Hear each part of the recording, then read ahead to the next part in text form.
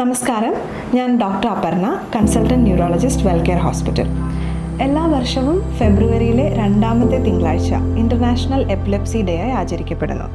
അപ്പോൾ വളരെ സാധാരണമായി കണ്ടുവരുന്ന ഒരു ന്യൂറോളജിക്കൽ രോഗാവസ്ഥയാണ് അപസ്മാരം.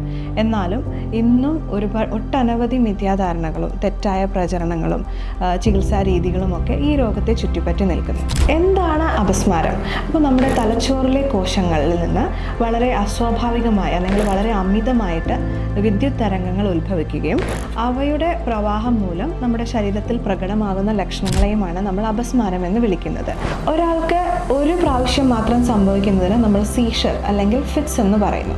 ഇത് പല കാരണങ്ങൾ കൊണ്ടുണ്ടാകാം. ഉദാഹരണമായി ഷുഗറിൻ്റെ ഏറ്റക്കുറച്ചിൽ അല്ലെങ്കിൽ ശരീരത്തിലെ ലവണങ്ങൾ, സോഡിയം, പൊട്ടാഷ്യം മുതലായവയുടെ ഏറ്റക്കുറച്ചിൽ കൊണ്ടൊക്കെ ഒരാൾക്ക് ഒരു പ്രാവശ്യം ഫിറ്റ്സ് അല്ലെങ്കിൽ സീഷർ ഉണ്ടാകാം. എന്നാൽ ഒരാൾക്ക് 2 അതിലധികമോ പ്രാവശ്യം സീഷർ വരിക അല്ലെങ്കിൽ തുടർന്ന് ഫിറ്റ്സ് വരാനുള്ള സാധ്യത നിൽക്കുമ്പോഴാണ് നമ്മൾ അപസ്മാരം എന്ന രോഗാവസ്ഥയെപ്പറ്റി പറയുന്നത്. നമ്മൾ സാധാരണയായി കാണപ്പെടുന്നത് ഒരു രോഗിക്ക് കണ്ണുകൾ മേൽപോട്ട് മറഞ്ഞ് ബോധക്ഷയമുണ്ടായി താഴേക്ക് വീഴുക, കൈ കാലുകൾ വെട്ടി വിറയ്ക്കുക, അതോടൊപ്പം നൊരയും പതയും വരിക, നാക്ക് കടിക്കുക മുതലായ ലക്ഷണങ്ങൾ നമ്മൾ സാധാരണയായി കണ്ടുവരുന്നത് ജനറലൈസ്ഡ് അപസ്മാരം എന്ന് പറയുന്ന തരത്തിലാണ്. എന്നാൽ ഇനിയൊരു തരത്തിലുള്ള അപസ്മാരം ഫോക്കൽ അപസ്മാരം എന്ന് വിളിക്കുന്നു. ഇതിൻ്റെ ലക്ഷണങ്ങൾ അത്ര പരിചിതമല്ല. ഉദാഹരണമായി ഞാൻ പറയാം, ടെമ്പറൽ ലോബ് എപ്പിലെപ്സി എന്ന് പറയുന്ന ഫോക്കൽ അപസ്മാരത്തിൽ രോഗി സ്തബ്ധനായി നിൽക്കുക, തുറിച്ചു നോക്കി നിൽക്കുക, പരിസരത്തിൽ എന്താ നടക്കുന്നതെന്ന് അറിയാതെ പോവുക, അതുപോലെ തന്നെ വായ കൊണ്ട് നുണയുന്ന പോലെ അല്ലെങ്കിൽ ചവയ്ക്കുന്ന പോലെയുള്ള ലക്ഷണങ്ങൾ കാണിക്കുക, കയ്യോ കാലോ പ്രത്യേക ചേഷ്ടകൾ കാണിക്കുക. ഇതെല്ലാമാണ് ഈ തരത്തിലുള്ള അപസ്മാരത്തിൻ്റെ ലക്ഷണങ്ങൾ. കൂടാതെ കണ്ണുകൾ ചിമിട്ടുക അല്ലെങ്കിൽ ചില ഗോളങ്ങളോ വർണ്ണാഭമായ കാഴ്ചകളോ കാണുക മുതലായവയും ഈ തരത്തിലുള്ള അപസ്മാരത്തിൻ്റെ ലക്ഷണങ്ങളിൽ പെടുന്നു. ആർക്കെല്ലാം അപസ്മാരം ഉണ്ടാകാം? അപസ്മാരം ഏത് പ്രായത്തിലും ഉണ്ടാകാം. അതുപോലെ സ്ത്രീകളിലും പുരുഷന്മാരിലും ഒരുപോലെ ഉണ്ടാകാവുന്ന അസുഖമാണ് അപസ്മാരം. സ്ത്രീകളിലെ അപസ്മാരങ്ങളിൽ ചില പ്രത്യേകതകളുണ്ട്. ഇനി ഏറ്റവും കൂടുതൽ കാണപ്പെടുന്നത് ചെറിയ കുട്ടികളിലും അതുപോലെ തന്നെ വളരെ പ്രായം കൂടിയ മുതിർന്നവരിലുമാണ്.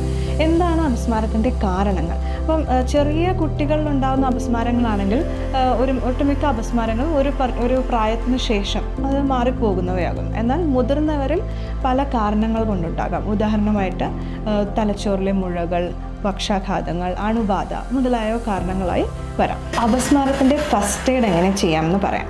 അപ്പോൾ ഈ ഒരു വിഷയത്തെ പറ്റി ഒരുപാട് മിഥ്യാധാരണകളുണ്ട്. എന്ത് ചെയ്യാൻ പാടില്ല, എന്തൊക്കെയാണ് നമ്മൾ ചെയ്യേണ്ടത്, ഇത് രണ്ടും ഞാൻ പറയാൻ പോവുകയാണ്. അപ്പോൾ നമ്മൾ സാധാരണയായിട്ട് കണ്ടുവരുന്നതാണ് അപസ്മാരം നടന്നുകൊണ്ടിരിക്കുമ്പോൾ ആ രോഗിയെ ബലമായി പിടിച്ചു വെച്ച് അമക്കി വെക്കുക അല്ലെങ്കിൽ ബലമായി എഴുന്നേൽപ്പിച്ച് ഇരുത്താൻ ശ്രമിക്കുക. അവരുടെ കയ്യിലേക്ക് മൂർച്ചയേറിയ ഇരുമ്പിൻ്റെ വടിയോ കത്തിയോ ഒക്കെ കൊടുക്കുക, താക്കോല് കൊടുക്കുക, അല്ലെങ്കിൽ വായിൽ തുണി തിരുകുക, ഇരുമ്പ് കഷ്ണമോ അല്ലെങ്കിൽ മരക്കഷ്ണമോ ഒക്കെ തിരുകുക. അപ്പോൾ ഇതൊന്നും ചെയ്യാൻ പാടില്ല. നമ്മൾ ഒരു രോഗിയെ പിടിച്ച് അമക്കി വെച്ച് കഴിഞ്ഞാൽ അവരുടെ പേശികൾക്കോ എല്ലുകൾക്കോ ക്ഷത സംഭവിക്കാം. അതുപോലെ തന്നെ വായിൽ തിരുകുന്ന കഷ്ണങ്ങൾ നമ്മൾ പൊട്ടിയിട്ട് അത് ശ്വാസകോശത്തിൽ പോയി തടസ്സം ഉണ്ടാകാം. അതുപോലെ തന്നെയാണ് അപസ്മാരം ഉണ്ടാകുന്ന ഒരു രോഗിയുടെ വായിൽ ഒരിക്കലും വെള്ളം ഒഴിച്ചു കൊടുക്കരുത്. അത് ശ്വാസകോശത്തിൽ പോയി ആസ്പിറേഷൻ, ന്യൂമോണിയ പോലെയുള്ള കണ്ടീഷൻസിലോട്ട് പോകാം. അപ്പോൾ അപസ്മാരം ഉള്ള ഒരു രോഗിക്ക് നമ്മുടെ മുമ്പിൽ അപസ്മാരം സംഭവിക്കുകയാണെങ്കിൽ നമ്മൾ എന്താണ് ചെയ്യേണ്ടത്?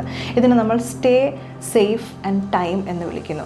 അത്തരം ഒരു രോഗി ഇപ്പോൾ നമ്മുടെ മുമ്പിൽ അപസ്മാരം സംഭവിക്കുകയാണെങ്കിൽ നമ്മൾ ആ രോഗിയുടെ കൂടെ ഉണ്ടാവുക, രോഗിയുടെ സമീപത്തിൽ നിന്ന് അപകടമുണ്ടാകുന്ന രീതിയിലുള്ള വസ്തുക്കളൊക്കെ മാറ്റുക, ആ സ്ഥലം വായു സഞ്ചാരമുള്ളതാണെന്ന് ഉറപ്പുവരുത്തുക, മൃദുവായിട്ട് രോഗിയെ നമ്മൾ ഒരു വശത്തേക്ക് ചരിച്ചു കിടത്തുക, അതിനുശേഷം നമ്മൾ രോഗിയുടെ കൂടെ ഉണ്ടാകുക.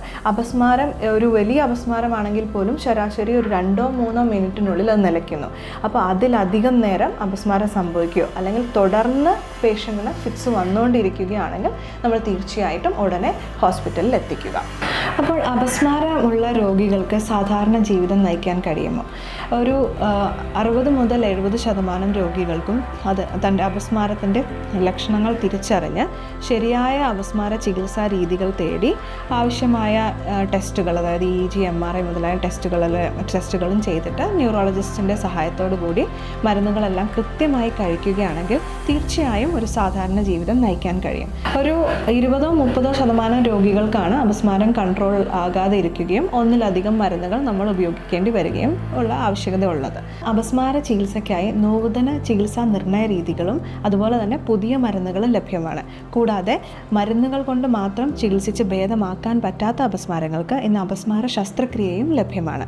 അപസ്മാര രോഗത്തെപ്പറ്റി നിങ്ങൾക്ക് എന്തെങ്കിലും സംശയങ്ങളുണ്ടെങ്കിൽ തീർച്ചയായും ഞങ്ങളെ സമീപിക്കാവുന്നതാണ്. Thank you.